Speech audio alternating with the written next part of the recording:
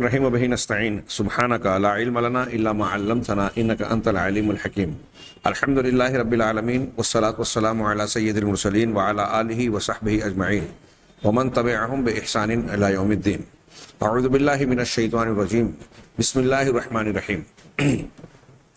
آمن الرسول بما انزل الیہ من ربہ والمؤمنون کل آمن باللہ وملائکتہ وکتبہ ورسلہ لا نفرق بین احد من رسلہ وقالوا سمعنا واطعنا غفرانک ربنا والیک المصیر.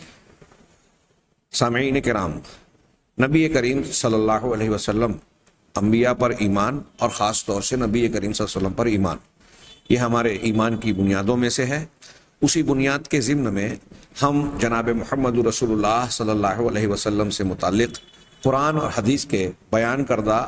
عقائد اور تفصیلات پر نگاہ ڈال رہے ہیں. ہمارے سامنے اس وقت نبی کریم صلی اللہ علیہ وسلم کی اس خصوصیت کا تذکرہ ہونے جا رہا ہے جو امت کے مقابلے میں آپ کو اللہ تعالیٰ نے عطا فرمائی، اس طور پر کہ کسی انسان کے لیے، کسی بھی شخص کے لیے، وہ چاہے آپ کا ہم مجلس ہو، یہ حلال نہیں تھا، حرام تھا، ممنوع تھا کہ وہ اپنی آواز کو نبی صلی اللہ علیہ وسلم کی آواز پر بلند کرے. یعنی جس طرح ہم لوگ یا کوئی انسان دوسرے انسان سے آپس میں گفتگو کرتے ہوئے بلند آواز سے گفتگو کر بیٹھتا ہے یا مقابل یا مخاطب کی آواز سے تیز آواز میں بات کرتا ہے، امت کے کسی بھی فرد کے لیے اس بات کو اللہ تبارک و تعالیٰ نے سختی سے منع فرمایا اور حرام قرار دیا کہ تمہارے لیے یہ جائز نہیں ہے کہ نبی سے گفتگو اور بات کرتے وقت اپنی آواز کو نبی کی آواز سے اونچا کرو. چنانچہ سورۃ الحجرات، جس کو سورۃ الآداب بھی کہا جاتا ہے، اس میں ابتدائی آیات میں ہی اللہ تبارک و تعالیٰ نے ارشاد فرمایا، اعوذ باللہ من الشیطان الرجیم، یا ایھا الذین آمنوا لا ترفعوا اصواتکم فوق صوت النبی ولا تجہروا لہ بالقول کجہر بعضکم لبعض ان تحبط اعمالکم وانتم لا تشعرون. اے ایمان والو، تم اپنی آواز کو نبی کی آواز پر اونچا نہ کرو، نبی کی آواز پر بلند نہ کرو، اس سے زیادہ تیز آواز میں گفتگو نہ کرو، اور نہ ہی اس طریقے سے جیسے تم آپس میں ایک دوسرے سے اونچی آواز میں گفتگو کرتے ہو، اس طرح سے نبی سے اونچی آواز میں بات نہ کرو. ان تحبط، کہ کہیں ایسا نہ ہو کہ تمہارے اعمال ضائع اور اکارت ہو جائیں، وانتم لا تشعرون، اور تمہیں اس کی خبر بھی نہ ہو، تم سمجھ بھی نہ سکو اور تمہارے اعمال ضائع ہو جائیں. اس کا مطلب یہ کہ نبی صلی اللہ علیہ وسلم کے جناب میں، آپ کے مقابل میں، آپ کی آواز سے بلند آواز یا بلند آواز میں اونچی آواز میں آپ سے بات کرنا اعمال کو ضائع کرنے کے مترادف تھا. یہ نبی کے جناب میں اللہ تبارک و تعالیٰ نے امت کو ادب و احترام کا سلیقہ اور طریقہ سکھایا. ظاہر سی بات ہے کہ یہ خصوصیت، یہ حیثیت کسی اور کے لیے قرآن و حدیث میں بیان نہیں کی گئی، یہ حکم نہیں دیا گیا. یہ صرف نبی کے لیے یہ پابندی لگائی گئی کہ امت کا کوئی فرد آپ سے اونچی آواز میں بات نہ کرے، اور کسی شخص کے تعلق سے یہ بات نہیں ہے، اسی لیے یہ نبی کریم صلی اللہ علیہ وسلم کی خصوصیت ہوئی. آگے اللہ نے ارشاد فرمایا، ان الذین یغضون اصواتهم عند رسول اللہ اولئک الذین امتحن اللہ قلوبہم للتقوی. جو لوگ رسول اللہ صلی اللہ علیہ وسلم، جو لوگ اللہ کے رسول صلی اللہ علیہ وسلم کے پاس اپنی آواز کو پست کرتے ہیں، یہی وہ لوگ ہیں جنہیں اللہ تبارک و تعالیٰ نے تقوی کے لیے جانچ لیا، پرکھ لیا.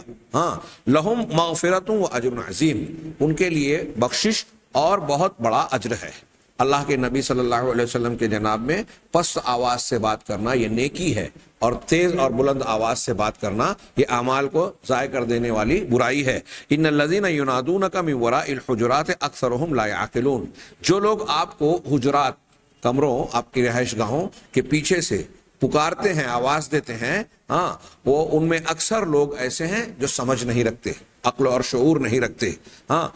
اس میں امام قرطبی کی تفسیر نقل کرتے ہوئے صاحب کتاب نے کہا کہ امام قرطبی کہتے ہیں، معنی الآیات الامر بتعظیم رسول اللہ صلی اللہ علیہ وسلم و توقیرہ. ان آیتوں کا معنی اور مفہوم یہ ہے کہ اللہ تبارک و تعالیٰ نے اپنے رسول رسول اللہ صلی اللہ علیہ وسلم کی تعظیم اور آپ کی توقیر کا حکم دیا۔ یہی ان آیتوں کا مقصود اور فحوائے کلام ہے، اور آپ کے موجودگی میں آپ کے سامنے آواز کو پست رکھنے کا حکم دیا، ہاں، اور وعند مخاطبت ہی، آپ سے خطاب کرنے اور بات چیت کرنے، جب آپ سے گفتگو کوئی کر رہا ہے اس وقت بھی آواز کو پست رکھا جائے۔ اے اذا نطق ونطقتم فعلیکم اللہ تبلغوا باصواتکم وراء الحد الذی یبلغہ صوتہ، یعنی جب تم بولو اور وہ بھی بات کریں، یعنی آپس میں باہم گفتگو ہو رہی ہے، تبادلہ خیال ہو رہا ہے، تو تم کہو اور اللہ کے نبی صلی اللہ علیہ وسلم بھی بات کریں، تو تم پر لازم ہے کہ تمہاری آواز اس حد سے اوپر نہ بڑھے جس حد تک نبی صلی اللہ علیہ وسلم کی آواز پہنچتی ہے۔ وہ بھی کہہ رہے ہیں، تم بھی کہہ رہے ہو، اب وہ جو کہہ رہے ہیں تو ان کے کہنے کی جو حد ہے، آواز کی جتنی بلندی ہے، تم اس سے کم رکھو اپنا ویلوم،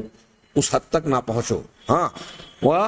کہہ رہے ہیں وَأَن تَغُضُّوا مِنْهَا بِحَيْثُ يَكُونُ كَلَامُهُ غَالِبًا لِكَلَامِكُمْ، اور اپنی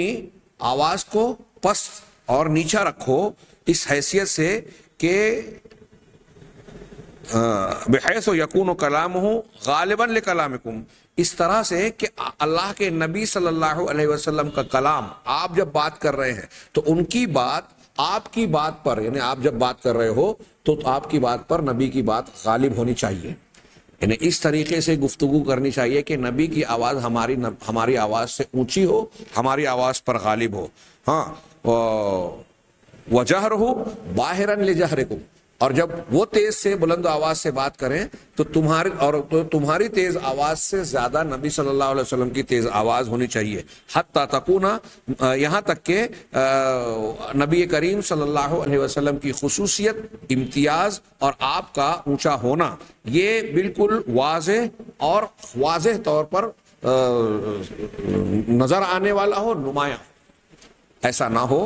کہ کسی کو سننے والے کو یہ محسوس ہو کہ آپ کی آواز نبی صلی اللہ علیہ وسلم کی آواز پر غالب ہو رہی ہے۔ اس میں نبی کریم صلی اللہ علیہ وسلم کے تعلق سے یہ ادب بتایا گیا کہ لوگوں کو گفتگو کے درمیان آواز بلند نہیں کرنی چاہیے۔ اسی کے ضمن میں کچھ لوگوں نے یہ معنی بھی بتایا، جو آخری جملہ ہے، آخری آیت ہے 4 نمبر کی آیت، ان الذین ینادونک، اس کے تناظر میں وہ کہتے ہیں کہ نبی صلی اللہ علیہ وسلم کو اس طریقے سے نہ پکارنا چاہیے جس طریقے سے دوسرے لوگ آپس میں ایک دوسرے کو بلاتے ہیں۔ وہ تم ایک دوسرے کو جس طرح خطاب کرتے ہو کہ معنی میں بھی شامل ہے، اور آخری جملے کو ملا کر یہ مفہوم بھی بتایا کچھ لوگوں نے کہ ان آیتوں میں شامل ہے کہ جس طرح ہم کسی کو نام سے پکارتے ہیں، یا فلان یا فلان، اس طرح نبی صلی اللہ علیہ وسلم کو یا محمد یا احمد کہہ کے نہیں پکارنا چاہیے، کسی کے لیے درست نہیں تھا، جائز نہیں تھا۔ ہاں، ادب و احترام کے ساتھ یہ کہا جائے یا رسول اللہ، اے اللہ کے رسول، یہ آپ سے خطاب کی بات ہے، آج حکایت کی بات ہے۔ آج ہمارے یہاں جو یا رسول اللہ کہتے ہیں اس عقیدے سے کہ اللہ کے رسول صلی اللہ علیہ وسلم نعوذ باللہ سن رہے ہیں یا موجود ہیں، حاضر ناظر ہیں، تو یہ شرکی عقیدہ ہے۔ ہاں، اگلی خصوصیت جو صاحب کتاب نے بیان کی، اختصاص النبی صلی اللہ علیہ وسلم دون امتہ بانہ تنام عینہ ولا ینام قلبہ، نبی صلی اللہ علیہ وسلم کا اختصاص، خصوصیت، امت کے مقابلے میں آپ کی یہ خصوصیت کہ آپ کی آنکھیں سوتی تھی، آپ کی آنکھ سوتی تھی، لیکن آپ کا دل سوتا نہیں تھا، بیدار رہتا تھا۔ امام بخاری نے حضرت ابو سلمہ ابن عبد الرحمن سے روایت کیا، انہوں نے حضرت عائشہ صدیقہ ام المومنین، حضرت عائشہ رضی اللہ تعالی عنہا سے پوچھا، کیف کانت صلاۃ رسول اللہ صلی اللہ علیہ وسلم فی رمضان، عام طور سے صلاۃ اللیل کے ضمن میں، جسے رمضان المبارک میں ہم تراویح کہتے ہیں، اور وہ خصوصیت دی گئی کہ وہ عشاء کے فوراً بعد بھی پڑھی جا سکتی ہے، ہاں، اس ضمن میں یہ حدیث ہم بیان کرتے ہیں، اور یہ حدیث بالکل نمایاں اور روشن دلیل ہے کہ نبی صلی اللہ علیہ وسلم کی تراویح کی نماز بھی وہی تھی جو تہجد تھی، اور آپ رمضان غیر رمضان میں وہی 8 رکعت پڑھتے تھے اور 11 رکعت مع وتر کے، اس سے زیادہ نہیں پڑھتے تھے۔ اب اگر کوئی ان دونوں کو فرق کر کے یہ کہتا ہے کہ یہ 8 رکعت تہجد تھی اور 20 جو ہے وہ تراویح تھی، تو پھر حضرت عائشہ صدیقہ رضی اللہ تعالی عنہا کا یہ بیان غلط ماننا پڑے گا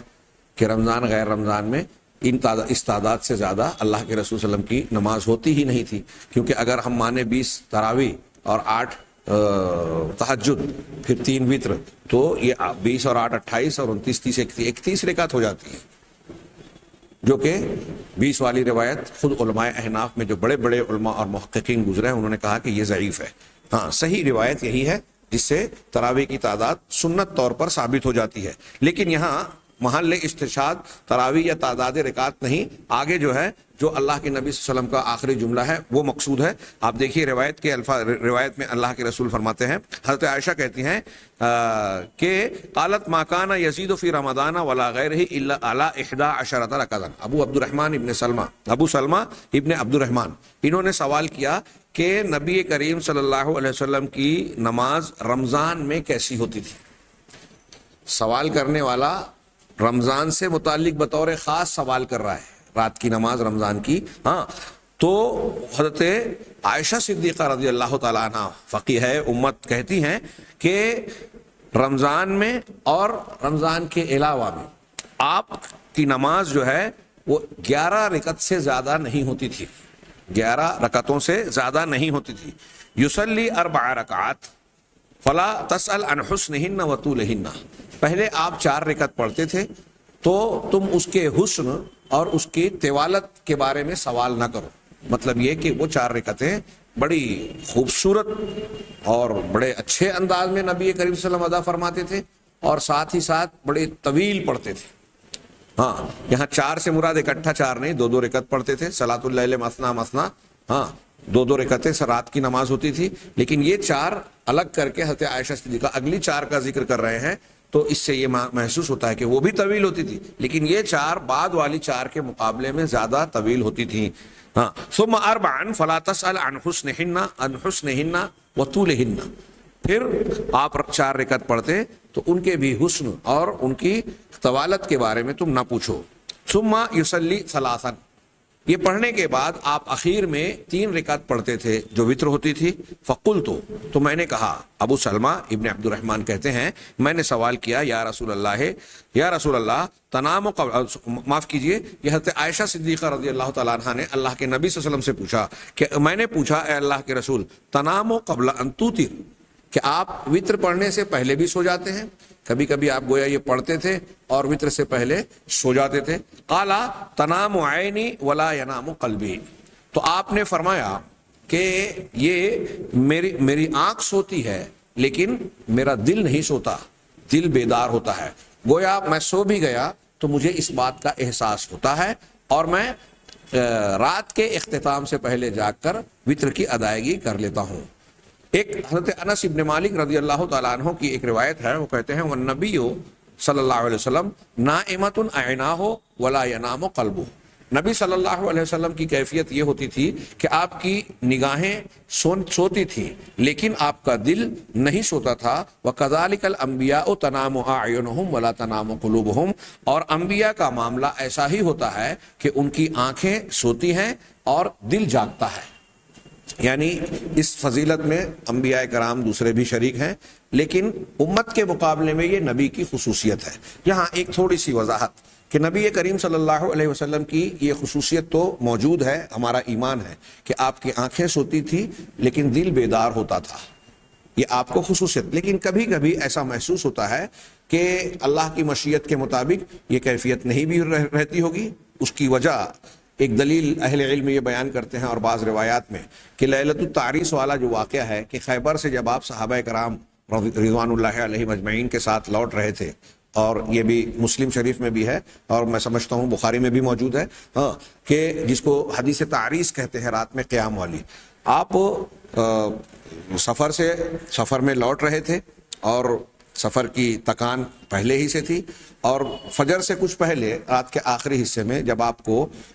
تھکان محسوس ہوئی تو آپ نے ایک جگہ پڑاؤ ڈالا اور پوچھا کہ کوئی ہے جو جاگ کر ہمیں فجر کے لیے بیدار کرے گا۔ حضرت بلال نے اپنے آپ کو پیش کیا رضی اللہ عنہ، اور پھر اس کے بعد آپ اور صحابہ کرام آرام فرمانے لگے۔ ہاں، حضرت بلال رضی اللہ تعالیٰ عنہ ایک درخت سے ٹیک لگا کر بیٹھے اور ان کی بھی آنکھ لگ گئی۔ پھر اس کے بعد اس روایت میں یہ بھی ہے کہ اللہ کے نبی صلی اللہ علیہ وسلم اس وقت تک بیدار نہیں ہوئے جب تک آپ پر سورج کی شعاعیں، سورج نے آپ پر جو ہے اپنی کرنیں نہ ڈالی۔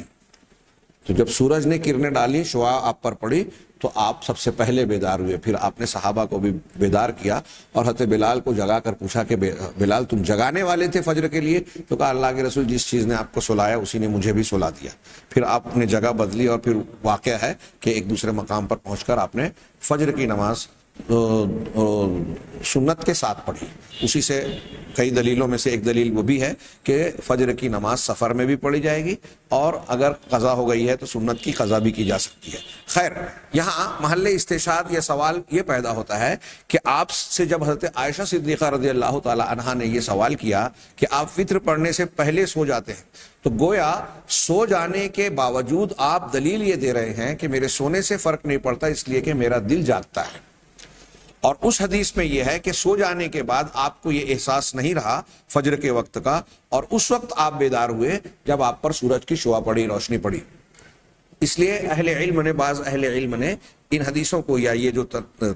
بظاہر تعارض نظر آتا ہے، اس کو مشکل الحدیث میں سے شمار کیا ہے اور اس کی مختلف توجیحات کی ہے۔ ہاں، میں صرف اتنا اشارہ کرنا چاہتا ہوں کہ یہ امور جو ہیں بعض مرتبہ اللہ تبارک و تعالی دین اور شریعت کی تعلیمات کے لیے نبی صلی اللہ علیہ وسلم کے کچھ معاملات کو خصوصیت جہاں دی ہیں، تو بعض واقعات اور معاملات میں محسوس ہوتا ہے کہ اللہ تعالیٰ نے وہ بات نہیں کی، وہ خصوصیت نہیں دی، یعنی اس خاص موقع پر اللہ کے نبی صلی اللہ علیہ وسلم کے دل کو اس بات کا احساس نہیں ہوا۔ ہاں، تو ہم یہ استثنائی صورتحال مان سکتے ہیں۔ ایک آدمی ہم اور آپ دیکھنے والے ہوتے ہیں، کبھی کبھی ہوتا ہے کہ ہمارے سامنے سے کوئی چیز جا رہی ہے اور ہم نے توجہ نہیں دی۔ اللہ کے نبی صلی اللہ علیہ وسلم کی حیات طیبہ میں بعض ایسے واقعات جو ہوئے ہیں، جادو کا ہو جانا اور دوسری چیزیں،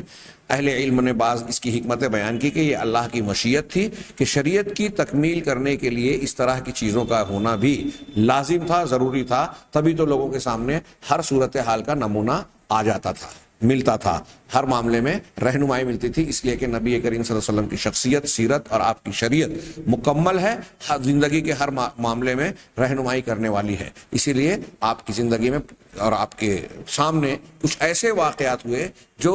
ہونے نہیں تھے، جیسے بعض معاملات رجم کے ہوئے، اسلامی سزاؤں کے نفاذ سے متعلق اگر اس زمانے میں بھی وہ غلطیاں یا وہ گناہ یا وہ مقدمات نہیں آتے تو ہمارے سامنے وہ نمونے پیش نہیں ہوتے۔ خیر، ایک یہ معاملہ، اگلی حدیث کے سلسلے میں بھی، اگلی خصوصیت کے سلسلے میں بھی یہ بات کہی جا سکتی ہے، نبی صلی اللہ علیہ وسلم کی یہ خصوصیت امت کے مقابلے میں کہ آپ اپنی پیٹھ کے پیچھے سے بھی اسی طرح دیکھتے تھے جس طرح اپنے سامنے دیکھتے تھے،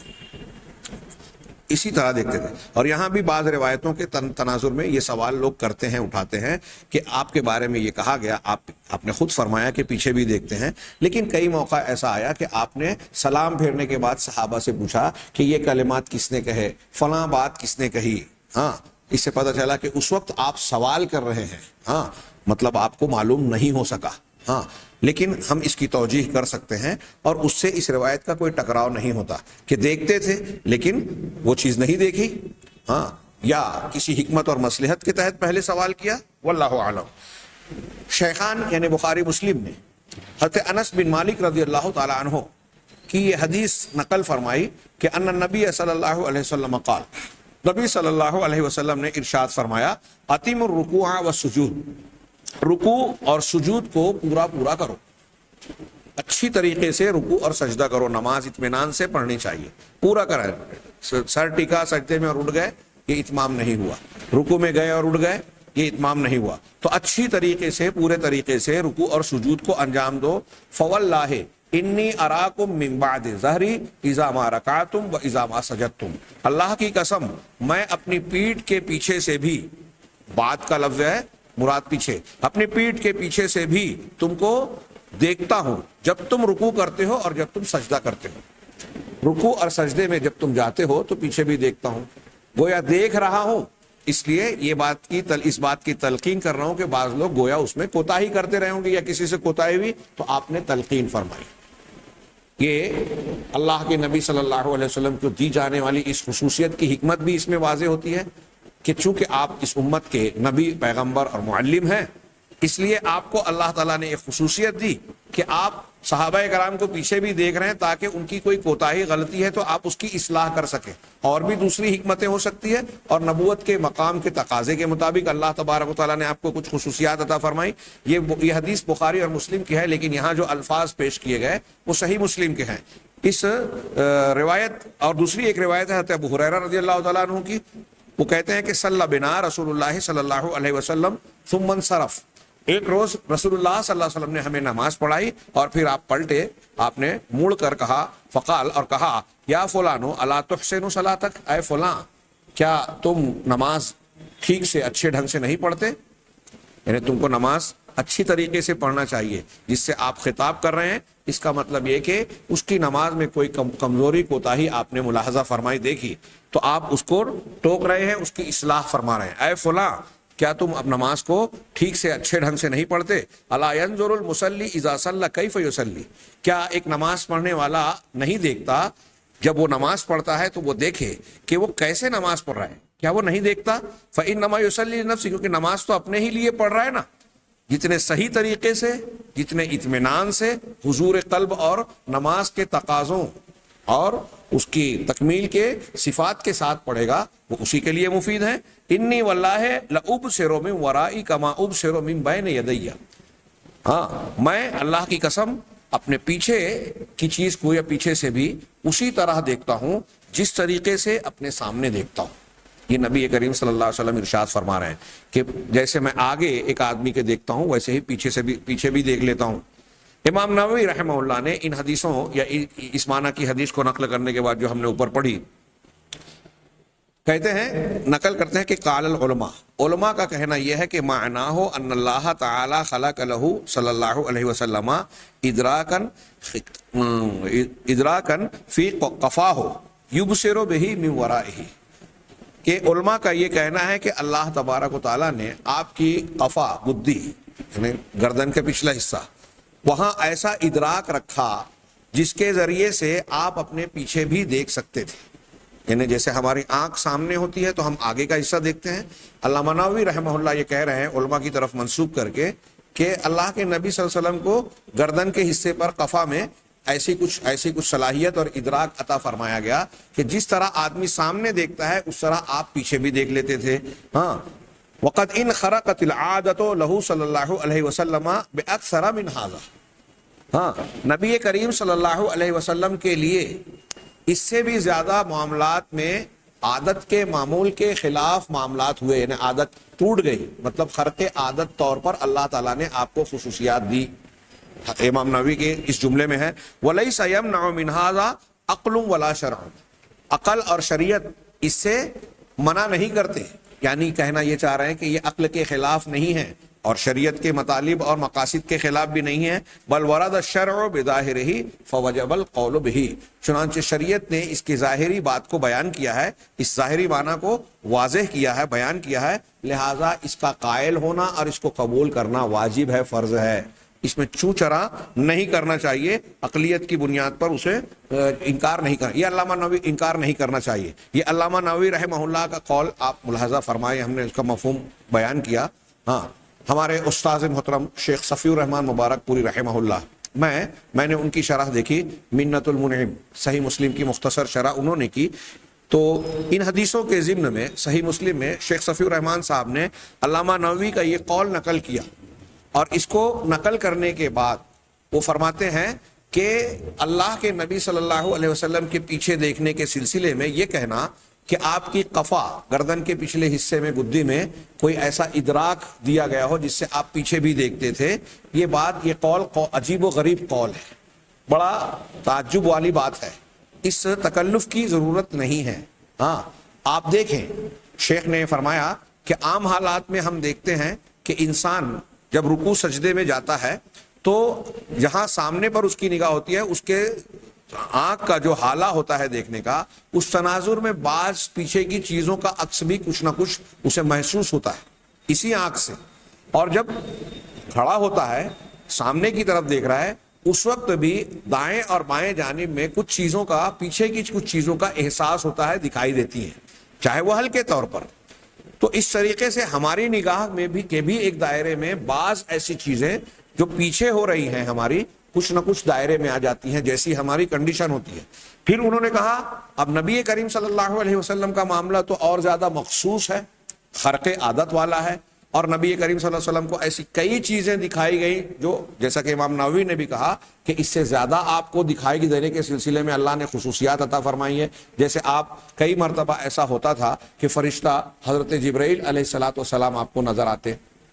نظر آئے اور آپ کے پاس موجود صحابہ کرام کو نظر نہیں آتے, اللہ ماشاء اللہ جب اللہ کی مشیت ہوئی فرشتہ ظاہر ہوا تو دوسروں نے بھی دیکھا. کئی مرتبہ ایسا ہوا کہ وہ وحی لا رہے ہیں, اللہ کے نبی صلی اللہ علیہ وسلم خبر دے رہے ہیں کہ جبرائیل سے تشریف لایا اور انہوں نے مجھے یہ بتایا,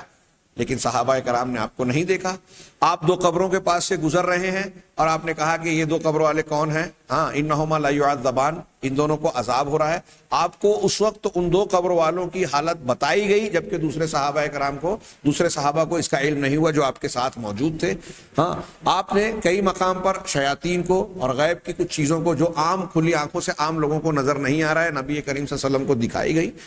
تو یہ ایک خصوصیت ہے. ایسی اور بھی 10-20 مثالیں دی جا سکتی ہیں کہ کئی موقعوں پر ایسا ہوا کہ آپ اور صحابہ کرام اکٹھا ہیں, لیکن نبی کریم صلی اللہ علیہ وسلم فرما رہے ہیں ہاں کہ میں جو دیکھ رہا ہوں تم نہیں دیکھ رہے, میں جو سن رہا ہوں تم نہیں سن رہے. اور آپ نے کئی چیزوں کے بارے میں بتایا کہ ایسا واقعہ اور معاملہ پیش آیا. معراج کا واقعہ کے ضمن میں آپ نے کئی ایسی چیزیں دیکھی, جنوں کو دیکھا, فرشتوں کو دیکھا, غیب کے ایسے کئی چیزوں کو دیکھا جو دوسرے لوگ نہیں دیکھتے. تو شیخ صفی الرحمن مبارک پور نے اس کی طرف اشارہ کر کے, یہ میں تھوڑی سی وضاحت کر گیا, اشارہ کر کے یہ کہتے ہیں کہ اس میں کوئی تعجب کی بات نہیں ہے کہ جس طریقے سے اللہ تبارک و تعالیٰ نے ہمیں یہ صلاحیت دی ہے کہ ہم بعض حیولوں کو پیچھے کے کچھ حصے کو دیکھ لیتے ہیں, اللہ تبارک و تعالیٰ نے اسی آنکھ کے ذریعے سے یہ خصوصیت دی ہو کہ آپ آگے کی طرح پیچھے بھی دیکھ لیں. یہ کوئی تعجب کی بات نہیں ہے. اور جیسا کہ امام نووی نے بھی کہا, شیخ صفی الرحمن صاحب اور دوسرے علماء نے بھی کہا, اور ہمارے عقیدے کا حصہ ہے کہ اللہ تبارک و تعالیٰ کی قدرت سے کوئی چیز باہر نہیں ہے. اسی قدرت کے تحت اللہ کے رسول نے نبی کریم صلی اللہ علیہ وسلم کو کئی خصوصیات دی, اور ان میں سے یہ خصوصیت بھی ہے کہ آپ آگے جس طرح دیکھتے تھے اسی طرح پیچھے بھی دیکھتے تھے. لیکن کبھی کبھی اللہ کی مشیت ہوئی تو آپ نے پیچھے کی باتوں کے بارے میں لوگوں سے سوال کیا. جب اللہ نے چاہا نہیں دکھایا, جب چاہا دکھایا. ساری چیز اللہ کی مشیت کے تابع ہے. چنانچہ آپ کئی مرتبہ سلام پھیرنے کے بعد پوچھتے تھے کہ یہ کلمات ربنا ولک الحمد حمدن ربنا لک الحمد حمدن کثیرا طیبا کس نے کہا, فلاں کام کس نے کیا. اس سے پتہ چلتا ہے کہ اس وقت آپ نے ان کو نہیں دیکھا. ہاں, واللہ اعلم بالصواب. یہ نبی کریم صلی اللہ علیہ وسلم کی ایک اور خصوصیت ہے. بعض خصوصیات کا تذکرہ انشاءاللہ ہم آئندہ درس میں کریں گے. اللہ تعالی ہمیں خیر کی توفیق دے. وآخر دعوانا ان الحمد للہ رب العالمین.